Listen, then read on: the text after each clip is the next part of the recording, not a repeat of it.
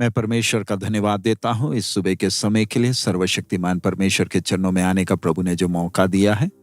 आइए आज सुबह के वचन मनन के लिए लूका रचित सुसमाचार 17वां अध्याय उसका 5वां वचन हम पढ़ें।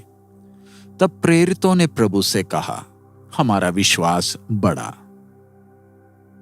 हम पिछले दिनों में सीख रहे हैं कि किस प्रकार हमारी प्रार्थना में आराधना एक मुख्य भाग है। इतना सिर्फ नहीं, और किस प्रकार हमने परमेश्वर के उपस्थिति में इंतजार करना है। लेकिन प्रार्थना में और भी बहुत से पहलू हैं, जैसे विनती करना है, बीचवाई करना है, अपने हृदय को परमेश्वर के सामने उंडेलना है। लेकिन हम इन सब बातों को समझने के पहले हम सब ने ध्यान रखना है कि हमें प्रभु पर वो विश्वास होना अति आवश्यक है। हम विश्वास को कई बार एक गलत मतलब से समझते हैं। जैसे कि एक बच्चा लालची होकर जिद करता है, अपनी इच्छाओं की पूर्ति के लिए रोने लगता है। वैसे कई बार हम इस प्रकार की भावना को हम विश्वास कहने लगते हैं। हम प्रभु के सामने रोने लगते हैं ताकि कैसे ना कैसे हमारी अभिलाषाएं पूरी हो जाएं। कई बार विश्वास को हम प्रभु से चीजें प्राप्त करने के लिए उस उत्साह को विश्वास बोल बैठते हैं। लेकिन जब हम वचन को सीखते हैं, हम देख सकते हैं कि हर समय के संत लोग, चाहे पुराने हो चाहे नए हो, पुराना नियम या नए नियम के संत लोग हो, विश्वास उनका परमेश्वर के व्यक्तित्व पर भरोसा को दिखाता था।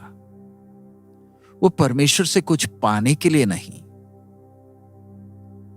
उनका परमेश्वर के साथ का संबंध भी कुछ भौतिक आशीषें पाने के लिए नहीं था, लेकिन उनको परमेश्वर के व्यक्तित्व पर भरोसा था। उन्हें मालूम था उन्होंने किसके हाथ में अपने जीवनों को सौंपा है और परमेश्वर हर समय भला है। यूसुफ के जीवन को जरा देखें। उसके जीवन में जब समस्याएं आई, परमेश्वर ने उसे बात तक नहीं किया, लेकिन उसे अपने बाप दादाओं के परमेश्वर अब्राहम, इसहाक और याकूब के परमेश्वर पर भरोसा था। और यही भरोसा उसके जीवन के निर्णयों में दिखा।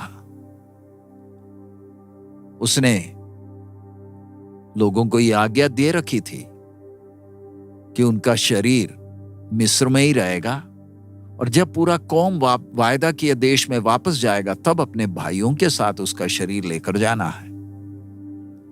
यूसुफ चाहता था कि उसकी हड्डियां चुने हुए कौम के लिए विश्वास का एक चिन्ह के तौर पर रहें। और हम इसी बात को देखते कैसे यूसुफ के विश्वास ने मूसा को महल त्यागने के लिए प्रोत्साहित किया ताकि वो भी वायदे का एक भागी बन सके। इसे हम सच्चा विश्वास कहते हैं। विश्वास का अर्थ अपने प्रभु पर वो विश्वास योग्य है समझकर, हर समय वो मेरे साथ भला है समझकर भरोसा रखना है। जब एक व्यक्ति अपने भविष्य को विश्वास की आंखों से देखता है, तो जीवन में आए चुनौतियों को वो फिर रुकावट या परेशानी नहीं समझता है, क्योंकि उसे पूरा एहसास है कि जिस प्रभु पर उसने भरोसा किया वो अनंत काल का चट्टान है। इसीलिए हम भी जब प्रभु के सामने अपनी विनती और बीचवाई के लिए आते हैं, हमें चेलों की तरह यही प्रार्थना करना है, हे प्रभु हमारे विश्वास को बढ़ा। प्रभु यीशु ने अपने चेलों को जो प्रार्थना सिखाई उसे जरा देखें। हमें पूरा एहसास है ना कि हम परमेश्वर पिता के चरणों में आए हैं, लेकिन वो काफी नहीं। हमें ये बात को स्वीकार करना है कि परमेश्वर की दिव्य इच्छा हमारे जीवन में सर्वोच्च है, सर्वोत्तम है। इसलिए प्रभु यीशु ने सिखाया, हे प्रभु, हे पिता, जैसे स्वर्ग में आपकी इच्छा पूरी होती है वैसे पृथ्वी पर भी हो जाए। हम अपनी प्रार्थनाओं के द्वारा स्वर्गीय पिता की सिद्ध इच्छा के लिए समर्पित होते हैं। सो आइए हम अपनी प्रार्थनाओं को जरा देखें। क्या हम अपने प्रभु के सामने अपने दिल के इच्छाओं और अभिलाषाओं का बोझ उंडेलते हैं, या फिर हम प्रभु के चरणों में असलियत को स्वीकारते हुए कि पिता की इच्छा हमारे लिए संपूर्ण है स्वीकारते हुए आते हैं? ऐसे है तो हमारे लिए प्रार्थना करना आसान है कि हे प्रभु, जैसे स्वर्ग में है वैसे पृथ्वी में अकेली नहीं, मेरे जीवन में भी आपकी इच्छा पूरी हो जाए। ऐसी प्रार्थना करने के लिए हमें प्रभु पर भरोसा चाहिए। मैंने किस पर भरोसा किया मैं जानता हूं, नहीं तो हमारे जबानों से हमारे मुख से जो प्रार्थना निकलती है, जो होंठों से प्रार्थना निकलती है, वो अन्य जातियों की प्रार्थना जैसे ही होगी। इसलिए प्रभु यीशु ने सिखाया कि जब कभी आप प्रार्थना करते हैं, अन्य जातियों की तरह बड़बड़ाएं नहीं, क्योंकि उनकी सोच है कि उनके ज्यादा बोलने से सुनी जाएगी। हम प्रभु से यह ना कहें कि हमें आप पर विश्वास है। कई बार हम प्रार्थना में कई शब्दों का उपयोग करते हुए अपने विश्वास को प्रभु के सामने दिखाने का प्रयास करते हैं। ध्यान रखें, परमेश्वर हमारे विचारों को जांचता है, हमारे हृदय के अंदर की भावनाओं को समझता है। कई बार हम विश्वास का माहौल प्रार्थना में वायदाओं को प्रभु के सामने रखते हुए दिखाने का कोशिश करते हैं, लेकिन एक व्यक्ति जिसको प्रभु पर भरोसा है, वो परमेश्वर के स्वभाव को समझकर प्रार्थना करता है। उसे पूरा एहसास है कि परमेश्वर के वायदे परमेश्वर के दिव्य स्वभाव को दिखाते हैं। वो हमारी इच्छाओं की पूर्ति के लिए नहीं है, लेकिन ये वायदे सारी सृष्टि में परमेश्वर की इच्छाओं की पूर्ति के लिए है, और हमारे जीवन में भी ऐसा ही। सो इन दिनों में जब हम प्रार्थना में समय बिताते हैं, हम प्रभु से प्रार्थना करें, प्रभु मेरे विश्वास को बढ़ा। पवित्र आत्मा परमेश्वर हमारी समझ को खोले कि प्रभु सत्य में है कौन।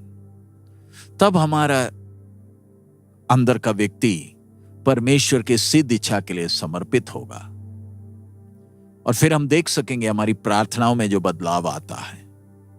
हमारी प्रार्थनाएं फिर अन्य जातियों की तरह बड़बड़ाना नहीं होगा, रट लगाना नहीं होगा, वरन खुले दिल से, सच्चे दिल से पिता के साथ की बातचीत होगी। प्रभु इन दिनों में हम सबको नए साल में विश्वास के साथ प्रवेश करने के लिए मदद करें कि हमारा एक स्वर्गीय पिता है जो हमें प्रेम करता है, जिसको हमारी चिंता है और जिसको हमारे जीवन के विषय में एक सिद्ध इच्छा है। आइए हम यही प्रार्थना करें चेलों के साथ, प्रभु हमारे विश्वास को बढ़ा।